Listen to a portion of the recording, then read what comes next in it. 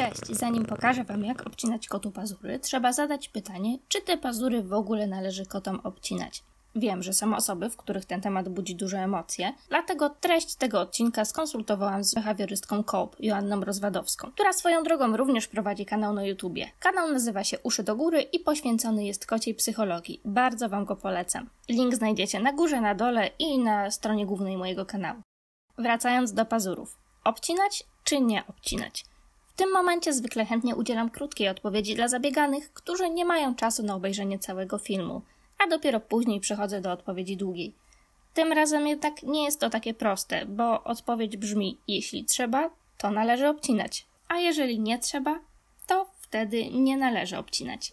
Pazury są integralną częścią łapy kota. Dla kota pazur jest tym, czym dla nas są końcówki naszych palców. To właśnie pazurów koty używają do chwytania, wspinania. Kot bez pazurów byłby kaleki. Dlatego trzeba podkreślić, że mówiąc o obcinaniu pazurów, mówimy o przycinaniu samej końcówki pazura. Tej maleńkiej, ostrej końcówki, która nie jest unerwiona. Nigdy nie należy przecinać unerwionej części. Jej przycięcie miałoby taki skutek jak skaleczenie części palca. Spowodowałoby ból i krwawienie. Przycinać możemy wyłącznie tę ostrą, nieunerwioną końcówkę. Ale nawet to nie zawsze jest konieczne. U wielu kotów pazury ścierają się same przy chodzeniu, drapaniu lub są przez koty obgryzane. Podstawowym elementem dbania o pazury kota jest więc udostępnienie mu powierzchni do drapania, na których będzie mógł sam te pazury pielęgnować. I niektórym kotom to wystarcza.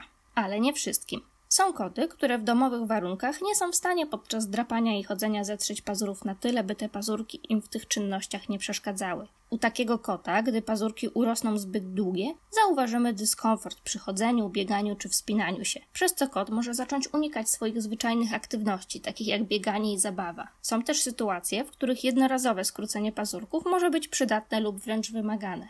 Kiedy wprowadzamy nowego kota do stada, nawet jeśli robimy to przez powolną socjalizację z izolacją, koty mogą zachować się nieprzewidywalnie i skrócone pazurki mogą wtedy uchronić je przed zadaniem sobie poważnych obrażeń. Kiedy wybieramy się z kotem do weterynarza i jest to kot, który źle znosi badanie i nie jesteśmy pewni, jak się zachowa, jednorazowe skrócenie ostrych końcówek pazurków zwiększa bezpieczeństwo osób trzymających kota do badań, na wypadek gdyby kot na przykład wpadł w panikę i próbował się wyrwać. Osoba lecząca kota może również zalecić tymczasowe przycinanie pazurów kota, gdy kot jest w trakcie leczenia jakiejś dolegliwości, która powoduje świąt ciała. Jeśli kot kompulsywnie drapie jakieś miejsce na ciele, to z oczywistych względów nie chcemy, by dodatkowo robił to długimi, ostrymi pazurami. Obcinanie pazurów jest też konieczne, gdy jedziemy z kotem na wystawę, ponieważ tego wymaga regulamin wystawowy i jest to ważne ze względu na bezpieczeństwo biorących udział w wystawie ludzi i zwierząt.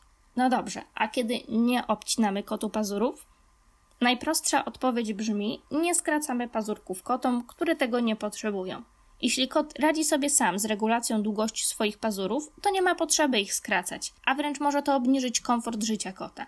Może on czuć się niepewnie ze zmniejszoną nagle przyczepnością i chwytnością swoich łap, co będzie zniechęcało go do niezbędnych do zachowania zdrowia aktywności, takich jak bieganie czy zabawa, i może utrudnić realizację potrzeb, takich jak potrzeba wspinania się na wysokość w momencie poczucia zagrożenia, prowadząc do frustracji, która u kotów może być pośrednią przyczyną chorób. Na pewno nie obcinamy też pazurków kotom wolnożyjącym. One potrzebują ich do polowania, wspinania się i obrony przed innymi zwierzętami.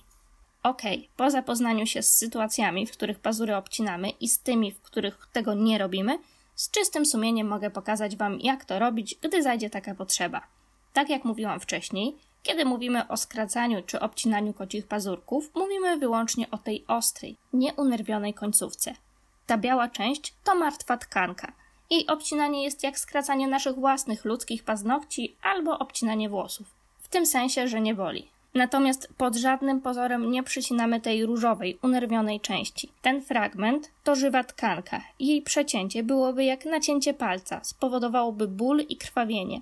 Nigdy nie należy tego robić celowo, a żeby nie zrobić tego niechcący, najlepiej jest ciąć nie tuż przy tej unerwionej tkance, ale w pewnej odległości od niej. Nie ma zresztą potrzeby, by ciąć blisko tkanki. Jeśli występuje konieczność, by skrócić kotu pazurki, to wystarczy usunięcie ich ostrej końcówki. Do obcięcia pazurów potrzebujemy obcinaczek i powinny to być obcinaczki dobrze naostrzone, które pazur przetną, a nie go zgniotą. U mnie sprawdzają się takie fioletowe obcinaczki firmy Trixie. Link do podobnych znajdziecie pod filmem. Jeśli macie kota, który sypia bardzo głęboko, to macie szczęście. Możecie obciąć mu pazury na śpiocha. czyli gdy zauważycie, że właśnie śpi bardzo mocno, bardzo głęboko, możecie wykorzystać okazję i skrócić mu pazurki w sposób, który zaraz opiszę. W innym wypadku kota zazwyczaj trzeba przytrzymać. Optymalnie jest, jeśli kotu obcina wówczas pazurki osoba, której kot ufa i którą kot po prostu lubi. Aby obciąć kotu pazury, sadzamy go sobie na kolanach, tak jak posadzilibyśmy sobie na kolanach dziecko i łapiemy go za łapkę. Ujmujemy w palce paluszek kota i naciskamy delikatnie od góry. Kości prostują się i wysuwają pazur, a my możemy obciąć końcówkę. Podobnie rzecz ma się z pazurami u kocich nóg, choć te bardzo rzadko wymagają przycięcia, bo nie chowają się tak dokładnie jak pazury w przednich łapach, więc szybciej się ścierają i rzadko się zdarza, by u kota o przeciętnej aktywności wytworzyła się na nich ostra końcówka. A więc podsumowując, obcinamy kotu pazurki tylko wtedy, kiedy jest taka potrzeba. Robimy to jednorazowo w sytuacjach losowych lub regularnie u kotów, u których długie pazurki są powodem dyskomfortu i utrudniają realizowanie potrzeb. Obcinając pamiętamy, by ograniczyć się do ostrej końcówki i nigdy nie przecinać różowej, unerwionej części pazura. Jeśli materiał był dla Was pomocny lub ciekawy, nie zapomnijcie zostawić łapki w górę. Ponownie dziękuję też Joannie za konsultację tego materiału i zapraszam Was na jej kanał, jest naprawdę wartościowy. Do zobaczenia wkrótce. Stop, czekajcie, jednak jeszcze nie uciekajcie. Mam jeszcze jedną ważną informację.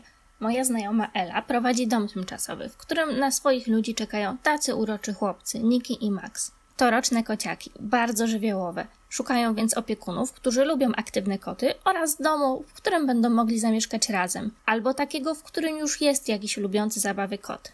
Jeśli jesteście zainteresowani adopcją, na ekranie i pod filmem zamieszczam adres mailowy, pod którym możecie się w tej sprawie kontaktować.